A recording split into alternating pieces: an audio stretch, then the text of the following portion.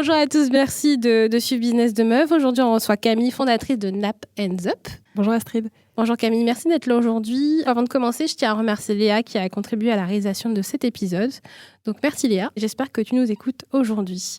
Donc Camille, aujourd'hui, on te reçoit pour que tu nous parles de ta société qui s'appelle Nap & Up. Donc est-ce que tu peux nous dire 2-3 mots sur cette entreprise ? Avec plaisir. Nap & Up, effectivement, c'est une start-up que j'ai cofondée avec mon associé Gabriel il y a un peu plus de 3 ans et demi, presque 4 ans maintenant, qui s'est donné pour mission de démocratiser la pause micro-sieste et les temps de récupération en milieu professionnel. Et en fait, on a 2 offres principales qui découlent de ça. Une offre de création d'espaces de sieste en entreprise, avec notre produit qui est le cocon à sieste et une application d'audio de relaxation. Et on fait également beaucoup de sensibilisation sous forme d'événements en entreprise où on intervient pour sensibiliser les collaborateurs au sujet du sommeil et de la micro-sieste. D'accord. Et comment est venue cette idée de créer cette structure ? C'est une idée qui est née sur les bancs de la fac puisqu'on s'est rencontrés à Dauphine avec mon associé. On était toutes les 2 étudiantes en master. Et en fait, on s'est rendu compte que dans notre fac, alors je ne sais pas si tu vois à quoi ressemble Dauphine, mais c'est l'ancien bâtiment de l'OTAN. Donc c'est un espèce d'énorme bloc de béton avec des espaces hyper grands et en fait hyper bruyants et très fatigants. Et c'était très compliqué de trouver un endroit un peu au calme pour déconnecter entre 2 révisions ou 2 partiels. Et on a vite fait le parallèle avec le monde de l'entreprise, qui est globalement fait d'open space, où on est collé serré avec nos collègues et où c'est très compliqué en fait de prendre un petit moment de pause sur sa journée de travail à l'abri des regards et des bruits parasites. D'accord. Donc c'est venu d'une idée à la fac et vous avez décidé de lancer ça après. Exactement. Alors pour vous faire l'histoire complète, en fait à l'origine Nap & Up c'était un nap truck, un camion à sieste. Un camion à sieste ? C'était un nap truck, effectivement, un camion à sieste qui devait sillonner les rues des grandes villes à la rescousse des travailleurs fatigués. Le fait est que voilà, ce concept de base nous a permis de nous lancer, mais on a rapidement pivoté vers un concept de cocon à sieste flexible qu'on installe dans les entreprises avec toute la dimension de sensibilisation qui va autour. D'accord. Donc en fait, avant, c'était compliqué de... Enfin, c'était quoi le principe avec le camion ? En fait, c'était de venir et de proposer le cocon déjà ? Ou de juste venir avec le camion et que le camion serve de coin à sieste finalement ? En fait, le camion servait de coin à sieste. Le camion était aménagé avec des espaces de sieste à l'intérieur. Et donc l'idée, en fait, c'était de proposer des espaces en dehors de l'entreprise, un peu anonymisés, où les salariés pouvaient se rendre pendant leur pause déjeuner ou quand ils le souhaitaient pour faire cette petite pause qu'ils ne pouvaient pas faire au sein de leur entreprise, dans leurs locaux. Et en fait, vous adressiez essentiellement aux grandes structures ? Alors effectivement, notre cible principale, c'était les grands groupes. Et ça l'est toujours aujourd'hui. On travaille beaucoup avec des grands groupes. Mais on s'est diversifié. On travaille aujourd'hui avec des hôpitaux, avec des espaces de coworking, avec des restaurants. Donc tout type de structure est pertinent oui, pour avoir le coin sieste. D'accord. Ça n'a pas été un petit peu mal vu, finalement, la sieste au départ ? Parce que je sais que, maintenant, ça s'est un peu démocratisé. On parle beaucoup de bien-être au travail. On parle des salariés, il faut qu'ils soient bien, qu'ils soient entourés, etc. Au départ, ce n'était pas trop la norme. Est-ce que vous n'étiez pas un petit peu confronté à cette idée que la sieste, finalement, c'était pas très bien vu ? Effectivement, il y a une dimension culturelle, mais qui existe encore. Aujourd'hui, c'est tout un challenge qu'on doit soulever aujourd'hui. C'est vrai que quand on parle de sieste et plus généralement quand on parle de sommeil sur son lieu de travail, c'est pas du tout naturel. Les gens nous répondent mais attends, moi je suis pas payé pour dormir, mais finalement ils sont payés et ils vont quand même déjeuner ou faire du sport. Donc il y a quand même un décalage qui existe aujourd'hui. Et quand on est arrivé sur le marché, donc il y a 3 ans et demi, 4 ans maintenant, les mentalités commençaient tout juste à évoluer un peu. Et on se rend compte 3 ans et demi, 4 ans plus tard qu'il y a eu un vrai changement dans les mentalités. Et c'est vrai qu'aujourd'hui, la qualité de vie au travail, le bien-être au travail est un sujet hyper central, notamment dans les grands groupes qui ont besoin aussi de fidéliser et d'attirer des salariés, leurs employés. Et donc voilà, aujourd'hui, il y a quand même toute une sensibilisation à faire, mais les sujets sont de mieux en mieux acceptés. Et on a aussi de la chance d'avoir plein d'études qui montrent les bénéfices de la sieste. Donc aujourd'hui, quand on en parle, c'est un mystère pour personne. Tout le monde sait que la sieste est hyper bénéfique. Le tout, c'est d'arriver à l'intégrer dans la routine de chacun et de la démocratiser comme la pause café ou la pause cigarette. D'accord. Donc en fait, quand tu parles de sieste, c'était plutôt des micro-siestes. Alors effectivement, c'est une très bonne question. Quand je parle de sieste, c'est une sieste de très courte durée qui dure entre 5 et 20 minutes. D'accord. 20 minutes, c'est le temps. Bien, hein. 20 minutes, c'est bien, mais il ne faut pas aller au-delà, parce qu'au-delà, on rentre dans une phase de sommeil profond. Et voilà, quand on se réveille au milieu d'une phase de sommeil profond, on a ce qu'on appelle l'inertie du sommeil. Donc, c'est cet état un peu vaseux dans lequel on se trouve quand on a dormi un petit peu trop longtemps. Donc voilà, il faut aussi s'entraîner, arriver à se connaître, savoir de combien de temps on a besoin pour récupérer de manière efficace et pas rentrer dans cette phase de sommeil profond, qui n'est pas du tout l'objectif sur une journée de travail. Ok. Et vous êtes inspiré de concepts qui existaient peut-être autre part qu'en France pour lancer votre concept ou Alors oui, on n'est pas du tout les premiers à aborder ce sujet. Il y en a qui sont beaucoup plus avancés. Et je pense notamment à la Chine, qui a inscrit la sieste dans sa constitution depuis 1948, si tu veux. Donc c'est quand même, il y a quand même un décalage qui est énorme. Après, c'est vrai qu'en Chine, la perception est un petit peu différente parce que plus tu es fatigué, plus ça veut dire que tu as beaucoup travaillé, donc c'est bien perçu. Donc voilà, c'est pas forcément la bonne manière de voir les choses, mais en tout cas, ils ont compris les bienfaits de la sieste et ils l'ont appliqué aujourd'hui, c'est de manière automatique, quoi. De toute façon, il y a des coins à sieste, des espèces de capsules à sieste. Alors effectivement, ils ont des capsules, mais en fait, ils n'ont même pas forcément besoin d'avoir un espace dédié, puisqu'ils le font, ils la pratiquent sur leur poste de travail ou un peu n'importe où. C'est tellement démocratisé qu'ils n'ont même pas besoin d'avoir un cocon à sieste. D'accord. Quand vous décidez de rentrer en contact avec des grands groupes, comment ça se passe ? Parce que pour démarcher des grands groupes, c'est assez compliqué. Vous rentrez directement avec les chief happiness officer. Yes. Yes, of course. Ou sinon les responsables RH, comment ça se passe ? C'est une bonne question parce que c'est assez compliqué, effectivement, de savoir quel est le bon interlocuteur parce que d'une entreprise à l'autre, c'est hyper différent. Parce qu'aujourd'hui, il n'y a pas de poste vraiment associé à ce type d'initiative. Donc, il faut arriver à trouver le bon interlocuteur et c'est pas évident. Donc l'avantage que ça, c'est qu'on peut, si on se prend un refus, on peut essayer d'aller toquer à d'autres portes de d'autres départements. L'inconvénient que ça a, c'est que du coup, on peut mettre pas mal de temps à trouver le bon interlocuteur. Après, nous, on participe à beaucoup de salons où on expose en fait le cocon, où les gens viennent le tester et souvent, ça permet d'accélérer un peu le process commercial et d'avoir directement le bon interlocuteur qui participe en fait à ce salon et qui vient pour chercher des initiatives et des nouvelles idées en fait pour son entreprise. Et est-ce que c'est générationnel ? Est-ce que peut-être un dirigeant de start-up sera peut-être plus à même à prendre un cocon plutôt qu'un chef d'entreprise Alors en termes de culture, je pense que notre génération est beaucoup plus ouverte à ces sujets-là. Après, le besoin de sommeil et la sieste, ça date pas d'aujourd'hui. Tout le monde la pratique et quand c'est pas dans un cocon à sieste, c'est aux toilettes ou dans leur voiture sur le parking ou dans leur bureau individuel quand ils ont la chance d'en avoir un, mais c'est quand même de plus en plus rare. Mais on a des personnes de toute génération qui témoignent et qui pratiquent aujourd'hui. Mais en fait, aujourd'hui, ils le font de manière anonyme et cachée parce que c'est pas bien perçu. Ça dépend de la politique. C'est comme le télétravail, finalement. Exactement. C'était pas très bien vu. Maintenant, avec ce qui arrive et l'actualité, c'est un petit peu plus démocratisé, c'est un peu moins contraignant. Mais c'est vrai qu'au niveau des grands groupes, des fois, c'est assez compliqué d'intégrer les nouvelles normes, nouvelles techniques, les nouvelles technologies au sein des groupes. Et c'est vrai que avec la sieste aussi, ça peut être un petit peu compliqué.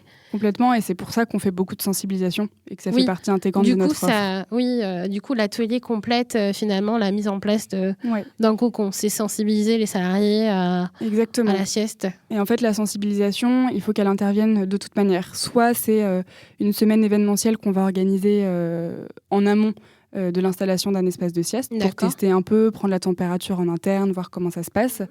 Soit c'est au moment de l'installation, au moment de l'inauguration, on va faire en fait une journée de lancement où on va du coup intégrer la sensibilisation. Mais juste mettre un espace de sieste sans communiquer, sans sensibiliser, ça sert à rien. Il faut vraiment arriver pour pouvoir casser les tabous, mettre un peu les pieds dans le plat et montrer que c'est hyper normal, autant que la pause café ou cigarette qui existe depuis très bien. longtemps.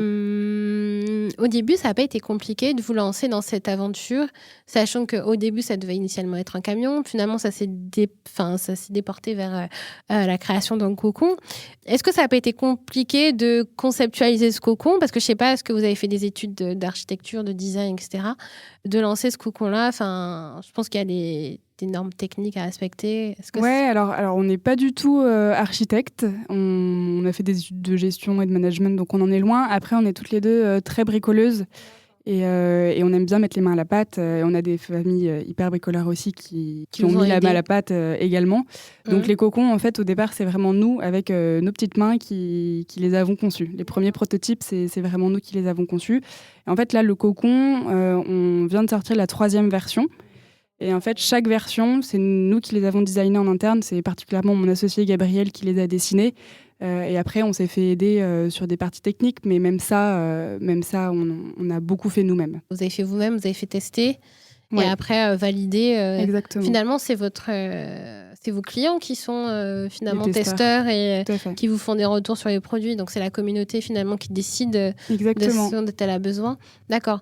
Donc, au niveau technique, vous avez pris les choses en main, vous êtes lancé, vous êtes dit, OK, on veut un cocon. C'est vraiment là que cette idée de cocon s'est dessinée. Et après, comment ça s'est enchaîné? Parce que tu disais que tu étais sortie de tes études. Vous avez décidé de... Mais même pas, en fait, on a monté ça pendant nos études. D'accord. Pendant notre année de césure, entre le Master 1 et le Master 2. En fait, Okay. on s'est rencontrés en Master 1 avec Gabriel et on a été amenés à bosser sur des gros projets ensemble, sur lesquels on a passé beaucoup de temps. Et on s'est rendu compte qu'on formait un super binôme de travail, que ça matchait hyper bien entre nous, professionnellement parlant. Et en fait, voilà, l'idée de Nap & Up est née ensuite avec le Nap Truck, le concept de sieste en entreprise. Et on avait devant nous cette année de césure. Donc, on avait 1 an devant nous et on s'est dit, franchement, c'est l'occasion. On est encore étudiante. Moi, j'étais chez mes parents. On n'avait pas de charge énorme non plus à assumer. On s'est dit, bon, bah voilà, on se donne 6 mois. On teste, et si au bout de 6 mois, on se casse la figure, il sera toujours temps de refaire un stage pour la seconde partie de césure et d'enchaîner sur le master. En fait, vous avez fait ça comment? En étudiant? Entrepreneur. En fait, on peut faire son année de césure comme ça? Exactement. Et c'est l'avantage de ce statut qui est le statut d'étudiant-entrepreneur qui permet en fait de ne pas faire les stages qui sont normalement attendus, mais de consacrer du coup 1 année ou plus à un projet entrepreneurial. D'accord. Et c'est ça qui nous a permis effectivement de consacrer cette année entière. Ok, donc avec le programme Pépite aussi. Exactement. On a profité de l'année de césure. Pendant 1 an, du coup, on s'est lancé et en fait, on s'était dit, on verra au bout de 6 mois, mais on s'est rendu compte qu'on s'est jamais posé la question de faire machine arrière ou d'arrêter parce que ça s'est tout de suite bien lancé. Et du coup, au bout de l'année de césure, on avait quand même un Master 2 à boucler. Pour finir nos études. Et là, en fait, on a trouvé des combinaisons avec Dauphine pour pouvoir associer les deux. Donc moi, j'ai fait mon alternance chez Nap & Up et Gabriel a fait son stage de fin d'études chez Nap & Up aussi. Donc ça nous a permis de concilier les deux et d'aller jusqu'au bout de nos études sans arrêter Nap & Up. D'accord, ok. Donc finalement, ça vous a fait 2 ans. Ouais. En parallèle des études et sur le projet. Ok, donc ça vous laissé 2 ans. Donc à la fin de vos études, vous continuez? Oui, on bossait à temps plein, l'équipe a commencé à s'agrandir, on avait de plus en plus de clients, donc la question s'est même pas posée de faire autre chose. C'était évident pour nous qu'on continuait. Et quand vous avez décidé d'agrandir l'équipe, on monte sa boîte, on quitte l'école, on recrute ses premiers salariés, est-ce que ça a été assez complexe pour vous de faire ça ou Alors le recrutement, c'est un sujet hyper central. Et honnêtement, c'est hyper difficile. Alors au début, on a très vite agrandi l'équipe avec des stagiaires. On a très vite pris des stagiaires. Et donc voilà, le fait de recruter régulièrement, ça nous a un peu permis de comprendre aussi ce qu'on attendait, ce qu'on voulait et de nous améliorer, de nous positionner aussi en termes de management, parce que mine de rien, on est quand même jeunes. On recrutait souvent des personnes soit de notre âge, soit même plus vieux. Donc voilà, c'était aussi tout un enjeu autour de ça, de savoir exactement, nous, comment on voulait se positionner et ce qu'on recherchait exactement comme profil, avec quelle valeur, quel trait de personnalité, etc. Donc on s'est cassé la gueule sur quelques recrutements avant de comprendre vraiment ce qu'on recherchait. Et là, voilà, au bout de 3 ans, on arrive à recruter des profils qui sont vraiment top. Et aujourd'hui, notre équipe, on est 7 et c'est une vraie fierté. Mais voilà, c'est une équipe qu'on a constituée en 3 ans et demi, presque 4 ans, et ça n'a pas toujours été évident, et on s'est trompé à plus d'une reprise. D'accord, ok. Et au niveau administratif, vous avez pas été dans un Et au niveau administratif, après, tout ce qui est stage, c'est relativement simple parce que c'est des conventions de stage. Dès lors qu'on commence à recruter des salariés, effectivement, c'est plus compliqué. Mais là, on se fait aider, honnêtement. D'accord. Vous êtes fait aider après ? Enfin, vous êtes fait aider quand vous étiez incubé quand vous étiez encore étudiant ? Alors, les salariés, ils sont arrivés un petit peu plus tard. Et en fait, là, on a un service social qui est associé à notre comptable qui nous a aidés pour toute la partie contrat, rédaction des documents. Et après, honnêtement, il suffit de creuser un petit peu le sujet. Tu fais des recherches sur Internet, tu t'adaptes à ce que toi, tu recherches. La base, tu peux la faire toi-même. Et après, il faut te faire aider pour la relecture et pour être sûr que tu es bien dans les clous. Mais tu peux quand même te débrouiller. En termes d'information, oui, on peut aller seul pour savoir exactement de quoi il en sort et après se faire aider pour la partie, pour finaliser en fait exactement. Les process. Ok. Du coup, vous avez intégré le programme Pépite, vous avez continué, vous avez évolué, vous êtes passé de 2 à 7 salariés en 3 ans, donc c'est une grosse progression. Vous voyez comment d'ici 2-3 ans D'ici 2-3 ans, alors je pense que là, on a une équipe qui est vraiment bien, avec des profils très complémentaires, et je pense qu'on a recruté vraiment des profils dont on avait besoin. Je pense pas qu'elle évolue, je pense pas qu'on sera 50 à jour. Après, l'équipe commerciale, notre équipe de sales, elle est amenée à être développée, à s'agrandir. Oui. On a quelques profils aussi qui nous manquent sur d'autres sujets, mais c'est relativement restreint. Donc voilà, peut-être qu'on aura 3-4 autres recrutements prochainement, mais c'est pas non plus indispensable aujourd'hui. D'accord. Et comment on se voit dans 2-3 ans ? On a un gros enjeu de développement au niveau national et international. On commence à regarder un petit peu en dehors des frontières. On a déjà commercialisé notre solution dans plusieurs pays d'Europe. D'accord. En Allemagne, en Belgique, en Suisse et au Luxembourg. Mais on commence à se poser la question d'aller même outre-Atlantique, au Canada ou ailleurs. Donc ça va être un gros sujet. Oui. Et ensuite de développer d'autres services et d'autres offres autour de la base qu'on a aujourd'hui. D'accord, ok. Est-ce que tu en retires des choses personnellement ou au niveau du travail par rapport à ce que tu as vécu durant ces 4 dernières années ? Qu'est-ce que tu en ressors ? Qu'est-ce que tu as appris ? Alors déjà, j'en ressors énormément de satisfaction personnelle parce que, comme je te le disais tout à l'heure, on apprend vraiment au quotidien. Alors du coup, on est sans cesse en dehors de sa zone de confort. Donc voilà, quelqu'un qui veut avoir une routine un peu sereine et calme, c'est pas le bon métier. mais voilà, on apprend énormément de choses. C'est beaucoup de satisfaction aussi quand on a des clients contents, quand on a une équipe qui nous fait des retours positifs sur la manière dont on gère les choses, etc. C'est quand même hyper gratifiant.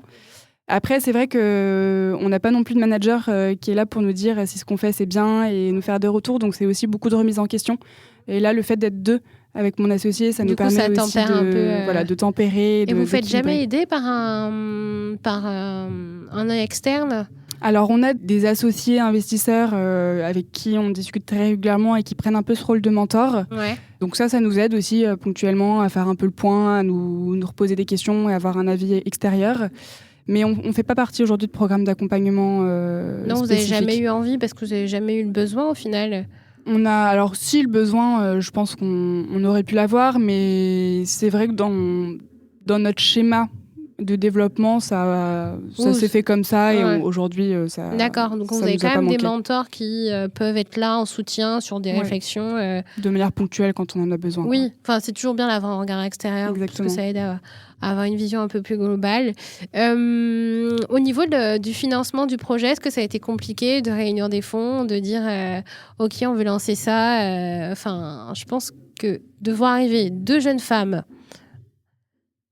qui veulent monter un projet qui n'est pas forcément attendu. Comment ça a été perçu ? Est-ce que ça a été une vraie bataille, en fait, finalement Alors, pour te refaire la chronologie, en fait, nous, on a mis un peu de fonds de notre poche au départ.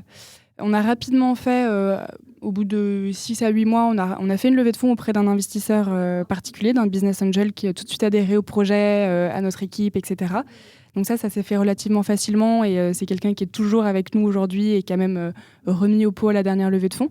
Donc ça, c'est très chouette et on s'entend très bien avec lui. Et on a refait une levée de fonds il y a 1 an. D'accord. Auprès de plusieurs investisseurs business angels, donc de particuliers. Et ça a été très long. Enfin, c'est un exercice qui est vraiment difficile, où tu es sans cesse challengé sur tes chiffres, sur tes objectifs, sur ta vision. Donc, ça a à la fois beaucoup de vertus parce que du coup, ça te permet de cadrer un peu les choses, de savoir où tu vas aller et de prendre un peu de recul. À la fois, quand c'est long, ça peut finir par être un peu, pas douloureux, mais éreintant. Oui, ou démotivant aussi, Voilà. le fait que devant tant d'efforts, en fait, ça prenne autant de temps. Exactement. Donc des fois, c'est un peu frustrant et un Exactement. peu... voilà. Ok. Et vous n'avez jamais pensé à faire des campagnes de financement participatif? Alors, on y a pensé, mais comme on est sur du B2B, c'est pas hyper pertinent pour nous. Par rapport à une cible un peu... Par rapport à une cible qui vendrait, je sais pas, je dis n'importe quoi, des sacs à des particuliers, c'est beaucoup plus simple de faire du crowdfunding que nous qui sommes sur du B2B et qui vendons un service aux entreprises. D'accord, ok. Après, en termes de financement, il y a la BPI qui fait beaucoup de choses aujourd'hui pour les entrepreneurs. Alors, il y a tellement de choses que c'est pas forcément toujours très lisible. Oui. Mais pareil, il faut essayer de creuser un peu le sujet, de prendre son téléphone pour poser des questions et se faire un peu accompagner là-dessus. Nous, on a bénéficié de plusieurs financements de la BPI et à chaque fois, on est passé par des cabinets qui nous aidaient dans la constitution des dossiers. Parce que oui, effectivement. Et qui prennent en fait simplement une commission au succès. Et en fait, tu mets vraiment toutes les chances de ton côté parce que de le faire toi-même, c'est une chance sur deux que tu n'y arrives pas parce que tu connais pas leur jargon, tu connais pas ce qu'ils attendent exactement. Alors que de passer par des sociétés qui font ça pour toi, tu es sûr qu'elles le feront très bien. Tu es sûr que tu y arriveras parce que de toute manière, si elles n'y arrivent pas, elles ne seront pas rémunérées. Donc là-dessus, c'est quand même plus simple. Mais c'est vrai que oui, passer par un cabinet, c'est assez pertinent. Mais après, elles ne fonctionnent pas toutes au succès. Mais du coup, oui, c'est un peu plus intéressant d'avoir quelqu'un qui travaille sur un dossier parce que c'est tellement complexe, c'est extrêmement chronophage, etc. Ouais. Et je pense qu'en tant que chef d'entreprise aussi, on ne peut pas être partout. Complètement. Et puis, c'est des dossiers qui sont tellement formatés que si tu n'as pas les bons éléments de langage, en fait, ça sert à rien d'y passer du temps et tu vas juste perdre ton temps et ton énergie. Donc, autant le confier à quelqu'un qui sait bien faire ça. Mais c'est aussi vrai pour la BPI que d'autres subventions, soit par l'Europe, par la région. Des fois, il y a un jargon. Il y a beaucoup de process dessus et du coup, c'est pas forcément facile de s'y retrouver. Donc, c'est bien aussi de faire appel à des intervenants extérieurs pour ça. Parce là-dessus, il faut aussi être un peu humble en disant, de toute manière, je ne suis pas faite pour savoir tout faire de manière avec une grosse expertise, donc autant confier ça à des gens qui savent vraiment le faire. C'est assez difficile au départ de se dire qu'on peut pas tout faire en fait, parce qu'on est tellement multitâche qu'au final on se rend pas compte qu'on peut pas tout faire et qu'on est une seule personne. Complètement. Et c'est un peu l'enjeu aussi quand tu commences à agrandir l'équipe, si je peux rebondir, parce que en fait depuis le début tu fais tout et petit à petit en fait tu vas devoir déléguer des tâches et faire confiance aussi à tes équipes en disant qu'elles le feront très bien et que tu n'es pas obligé de repasser derrière tout. Et ça, au début, c'est pas évident. Donc, petit à petit, tu y arrives et finalement, tu trouves ça assez confortable. Mais voilà, il faut faire confiance et c'est quand même ton bébé au départ. Donc, c'est pas toujours évident de lâcher prise sur certains sujets. Certains sujets, oui, effectivement, de déléguer, faut trouver la bonne personne à qui déléguer. Faut vraiment bien expliquer ce que tu veux. Parce que des fois, les gens ne sont pas dans ta tête. Ils peuvent pas exactement faire ce que tu demandes. Enfin, il faut accepter qu'ils le fassent autrement ou avec d'autres techniques. Exactement, donc, du coup, c'est un peu... c'est quand même une forme de lâcher prise, finalement, sur certaines missions. Donc, faut appréhender. Enfin, je pense qu'il y a beaucoup de choses qu'il faut conscientiser et se dire, OK, on a besoin d'aide, on a besoin de déléguer. On ne sait pas faire et du coup, il faut déléguer. Ça, je peux faire, ça, je peux pas faire. Donc, du coup, il y a vraiment ce travail-là à faire et pour se rendre compte de ses capacités, en fait. Donc, au final...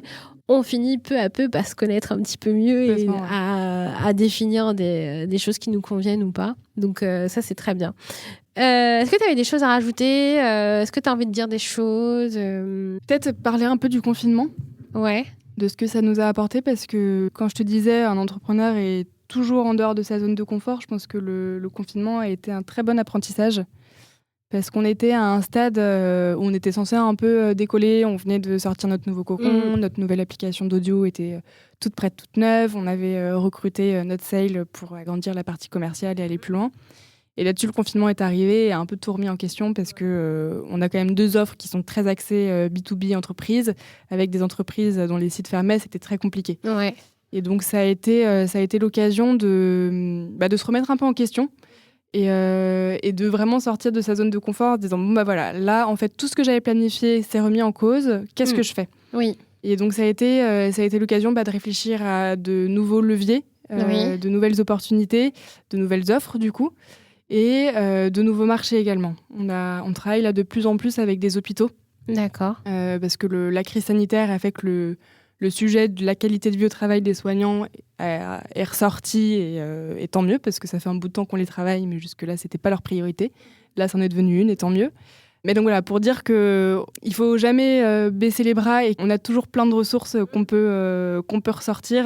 Moi, je trouve que le confinement a été un bel apprentissage à ce niveau-là, parce que ça nous a permis un peu d'aller puiser là où on n'allait pas puiser jusque-là. De se réinventer, de réfléchir. De se réinventer. Et de mobiliser l'équipe, de mobiliser les ressources qu'on avait pour arriver à réfléchir ensemble et à sortir de cette passe, quoi. Oui, c'est vrai que c'était un bel exercice. J'ai eu beaucoup de personnes dans le tourisme qui sont venus me voir de manière un peu désespérée, parce que du coup, plus de tourisme, plus de chiffre d'affaires. Donc, du coup, c'est vraiment intéressant de repenser à, OK, quelles sont les compétences que tu as, qu'est-ce que tu peux apporter, sur quoi tu peux aider les gens à réfléchir. Et du coup, ça permet aussi de ressortir des nouveaux leviers. Et au début, on cède un peu à la panique, parce que du coup, ça fait peur, on se dit comment on va faire. Mais au final, quand on creuse et qu'on se détache un peu, on peut se dire OK, il faut rebondir, et on part un peu plus optimiste. Exactement. Dans tout ça. Et c'est bien que vous ayez pu faire ce travail-là aussi avec l'équipe, parce que finalement, quand on a une activité B2B, c'est pas forcément facile de... Ah bah, ça a été un vrai coup dur. Mais quand il n'y a plus de salariés dans la boîte, on fait comment, quoi. Exactement. Ouais. Donc, mais voilà, aujourd'hui, on s'en sort bien. Alors, on verra comment ça passe va les prochains mois, mais ça vous a permis de rebondir. Exactement, et de réfléchir à des choses auxquelles on n'aurait pas réfléchi sans ça. Là-dessus, on en ressort grandi, entre guillemets. C'est la plus grosse capacité d'adapter, de pouvoir s'adapter à son environnement, à ce qui se passe, à l'économie, à l'actualité, etc. De pouvoir se dire, OK, comment je fais face à ça. Donc ça, c'est une très bonne qualité, et c'est très bien que vous ayez pu le faire, parce que je pense que aussi c'est une question de mental. Ouais. C'est aussi parce qu'on a une équipe qui était derrière nous et qui est restée hyper investie pendant toute la durée du confinement. Donc là-dessus, c'était chouette aussi de voir qu'il y avait une mobilisation et, que vous avez été un engagement de la part de l'ensemble de l'équipe. Oui, ça se voit dans tes yeux que t'es contente.